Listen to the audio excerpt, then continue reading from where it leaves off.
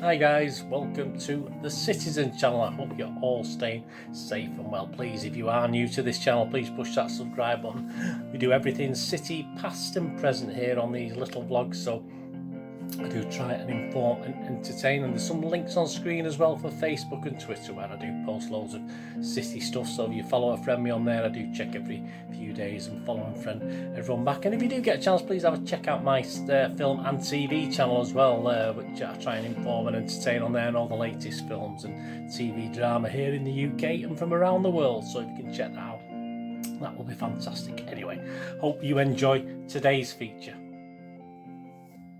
Right, we have a match day programme watch, and that's the very first one I've done of these, because obviously when I've been doing these vlogs, City hadn't played a home game for me to have a look at the programme. I don't think so anyway. I might be getting totally confused with myself. I might have done these before, but on Manchester City's programme. But of course, we're going to have a look at this thing today, the very first edition. So the brand new City programme. Get it on subscription now as well. Absolutely fantastic. It's not something they've ever pushed before, City, but obviously, you know, I'm sure I've commented and sent mails to him and saying, look, you should make more of subscribing to these things. You know, you might get a few more sales, etc. worldwide with our obviously growing popularity, as you'd expect around the world now. And you have to accept that for the size of club we are, don't we? So there you go. So we're going to have a special match day programme watch. Yeah, the away programmes, obviously, I'm going to do an overall scoring thing for those. With the City home ones, what I'm going to do week by week when we get these is just point out anything, just have a look through, a flick through, and not talk about the content as such or layouts, which I'm going to do today just as a one-off with this very first one. But just some of the articles and stuff worth a reading and review if you don't subscribe or you want to buy yourself a copy, stuff like that. But yeah, going forward. But I will be rating this particular one out of 10, just give it a little rating, then we can sort of use this as a guide for the opposition's programmes as well, which is nice as we do the rest of the season.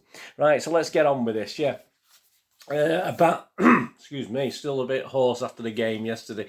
A bound book, which does cause a little bit of problems when you're trying to open it out and stuff. I mean, the actual, well, you can see there, but the actual binder of the book starts to become, if you try and flatten it down and get to read it properly. And that's the only problem. I think obviously I've not seen a United programme yet this season, but they always do a stapled version, which is great as well, because you can, if you buy an extra copy, you can take posters out and stuff like that. So that's my only little quibble with these little binding things, that you have to sort of really straighten them down. Certainly when you're getting images as well, like for this vlog, if I do an image, it's hard to get it accurate with because you try and press it down and get the image. So that's a minor thing. Flick through, yeah, it looks quite modern, nice layout. There's bits of space used, which is always nice to see. Not too much though. You can be over the top. I mean, when I was doing magazines in the 80s, sort of space was a good thing to use, and that was sort of the fad to have. But obviously, perhaps we did a bit too much at the time. But obviously now it's just about right, I think, the mix of text and space.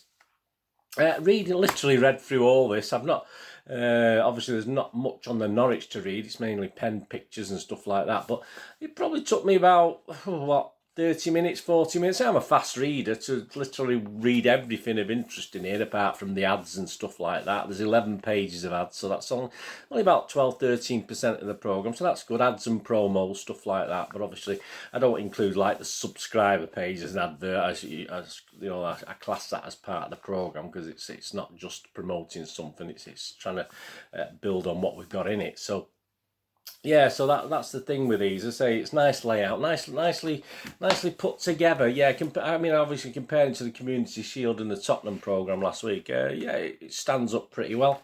Obviously, you've got plenty of content, so you've got a double page for your contents page there. And it kicks off with Pep, of course.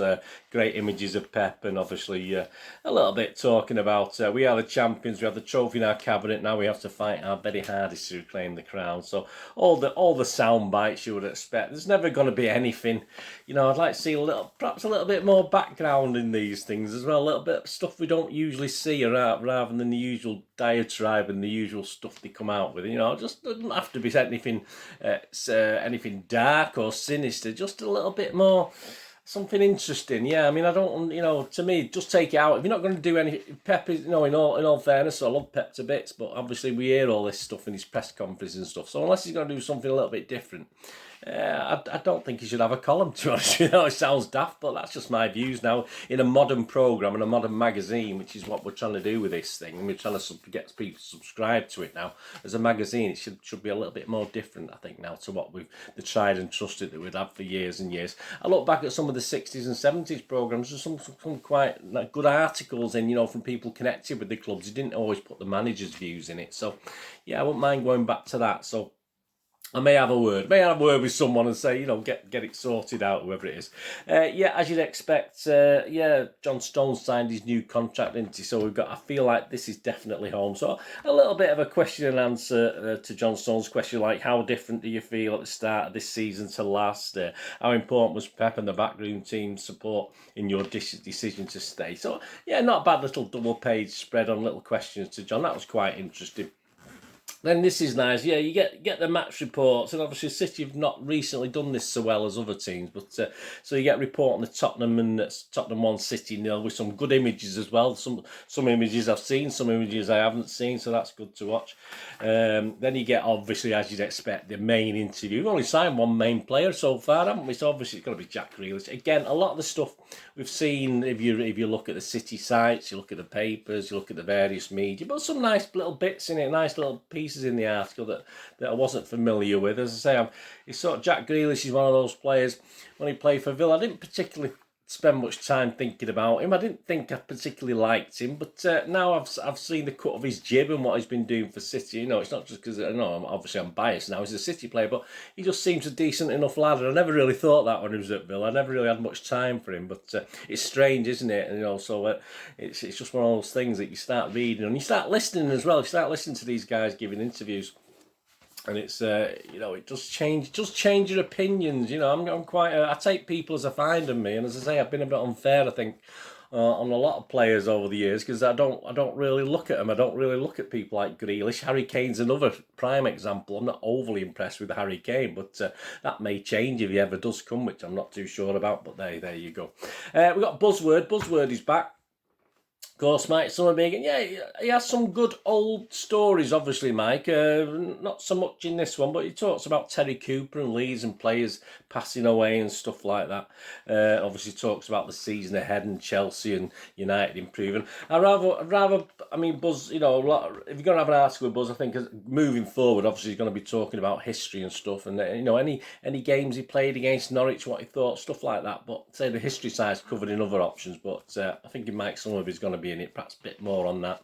Then you get the insider, which is behind the scenes. I look at through the lenses of award-winning photographers. So again, a lot of this stuff you've seen on the City sites, the web pages, or City Plus, etc., etc. And then we get introducing Norwich City. And I said it's quite. There's a Norwich City 10-year record, so they just look back at 10 years of what they've been doing in the various leagues. Obviously, a little piece on head coach Fark, and then literally all the pen pictures are just the players, the date of birth, the position, and the nationality, etc. Last time out, just a brief scoreline off that, but obviously one to watch. Obviously, Mr. Pookie's the one to watch, but I mean, he's to me, he's not really the one to watch. And it's obviously back to history, if you like. Last time we met, of course, the other 5-0 back at the end of the 1920 COVID-affected season, wasn't it? So there's some good images of that. Again, some of those images I've probably seen and had, etc., etc.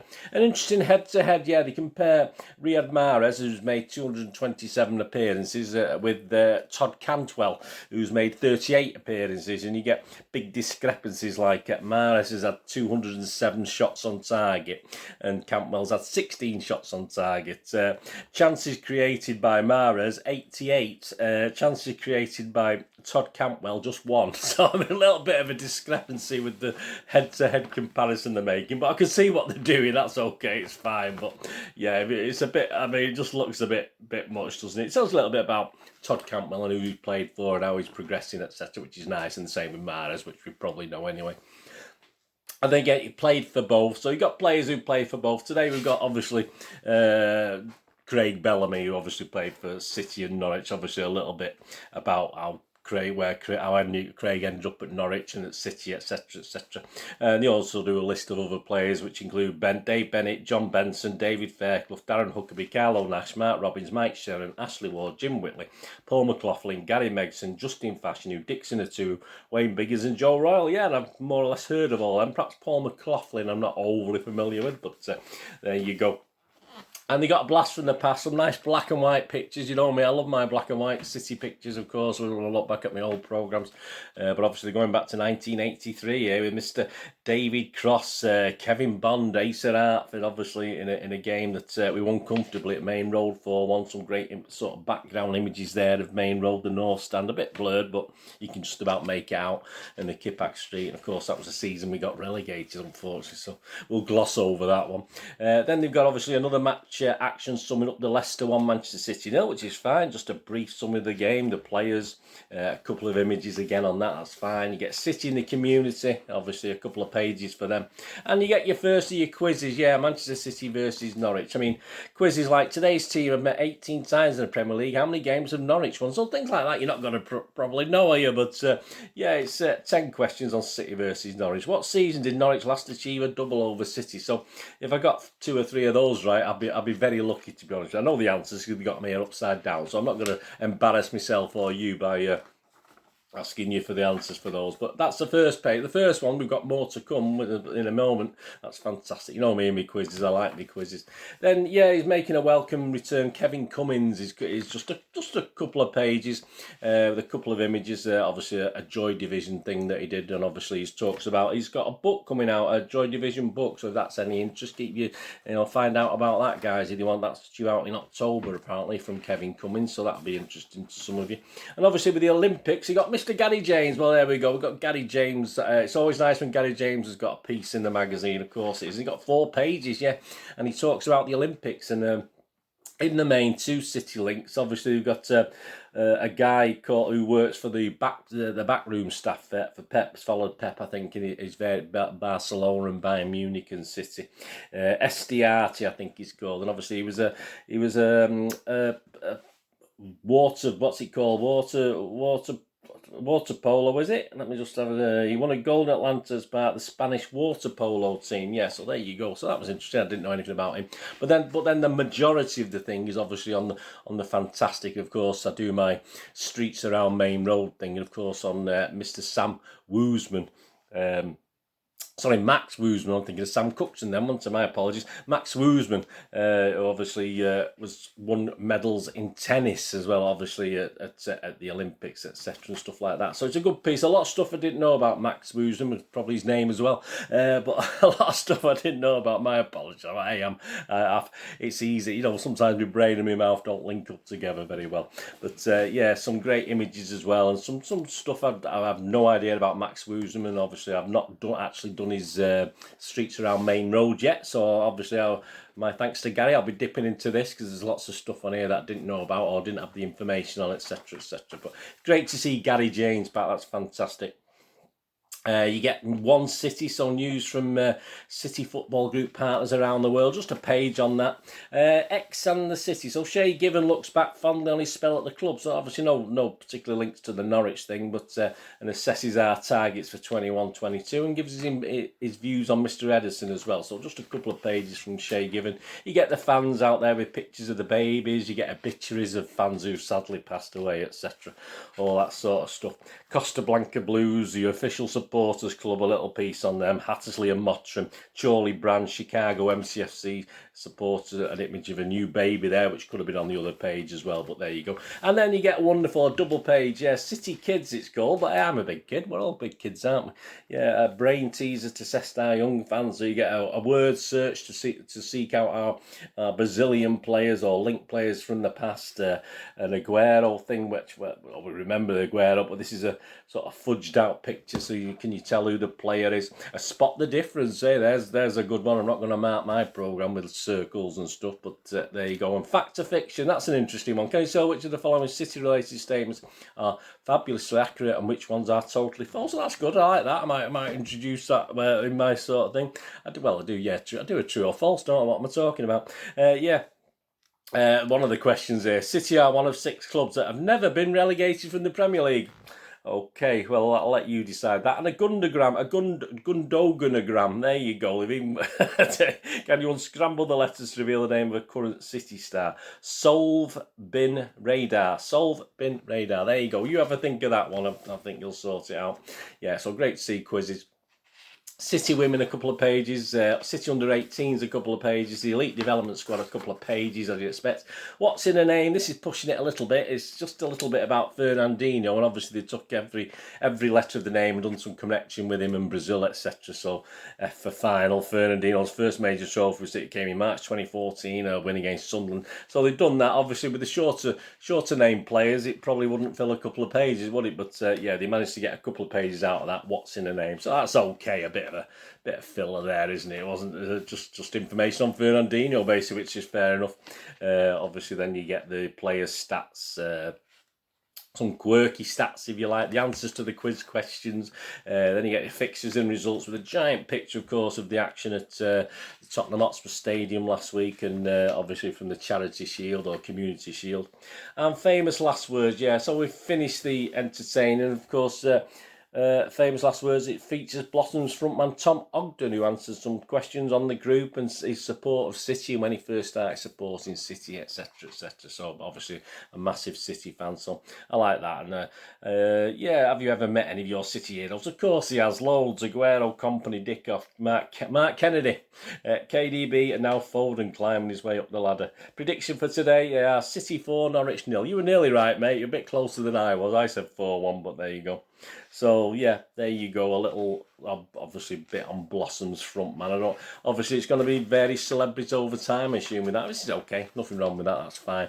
And rather than being on the back page, which we used to be on the programmes, of course, you've got the squad list on the inside of the back page there, which obviously is pretty standard with the next match, etc, etc. So I was quite impressed. I thought that was quite good. Not quite up on a par with our best over the years, of course it's not, but I think that's a little bit of an improvement on the last, obviously the 1920 season that was obviously curtailed, but of the programmes we were producing for that. But a lot of the stuff we've had, as I said, I like to be a bit. Yeah, but it's like the Together video. I wanted it to be a bit more edgy. I wanted to see how we reacted when things weren't going quite right. And obviously this is mainly happy clappy. It's obviously it's a City thing. We're not going to do ourselves down, but I like to see a bit more grit. I like to see a bit more grit now in things. As a magazine, I want to read something a little bit more gritty as well, and that's what it is. They're gonna do a subscription for it. As I said, all the details. You won't need any details on subscription, please. Give us a shout. It's all been done through Reach Sports Shop, which I've used in the past myself for 2 or 3 years as well. So obviously you've got the subscription, and you can save obviously 25p per issue with the subscription. So I've done that. Obviously I'll pick up programmes when I go to the game, but I've actually ordered one to come through the post, which hopefully will be nice and pristine. As I say, these do get a bit battered, and if the weather's not too good, I took my plastic cover yesterday, but if the weather's not too good, you get damp and stuck together. I've got many programmes like that. But yeah, for £3.50 I'd say, which was the first price increase for 15 years. It has been £3 since for the last 15 seasons. So this is the first price increase. But it's okay. It's okay. As I said, not a lot of filler in it, as in ads and promos. And I was quite impressed with that. So I had to mark it. I think Spurs got a 6.5 out of 10 last week. I'm going to give this a 7 out of 10. I thought it was okay. There'll be many programmes a lot better than this season. But that's not a bad start. That's not a bad start to compare programmes with, is it? Anyway, so let me know what you think. As I say, if you need any information getting hold of these programmes, where you can subscribe, etc, etc, just drop me a DM or get in touch with me through YouTube or whatever, whichever method, Twitter, Facebook, you name it. Just give us a shout, and I'll sort out as best I can. Anyway, thanks for watching this today. What we're going to do this today, have a great one. Look after yourselves, look after your friends, look after your families, more importantly. Let's all look after each other. To meet here again on the Citizen channel, or perhaps have a flit across. Please have a look at my film and TV channel. I don't have a break from football anytime. I try and inform and entertain on there. I only ask one thing of you. I get my throat will be just about right for the Arsenal game coming up next, obviously next week, because that's what happens for a couple of days. Until we meet again, please. I only ask one thing, don't I? Only one simple thing of you all, please. Stay safe, Blues. Come on, City. Thanks for watching. Bye for now.